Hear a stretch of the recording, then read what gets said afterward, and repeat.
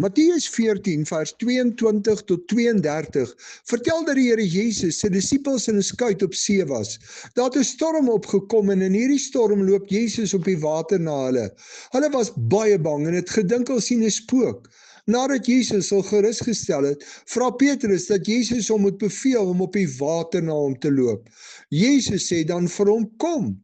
Daar kom dae in ons almal se lewe wat die Here vir ons woord gee en sê dat ons op grond van hierdie woord moet doen wat hy vra. Ons moet dus soos Petrus letterlik in die storm van hierdie lewe op die water na Christus loop deur vas te hou aan die beloftes van sy woord.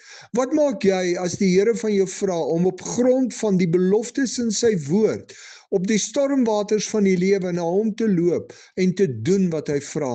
Vir my help dit om in sulke tye my kop vol te maak met die God wat vir my sy woord gegee het.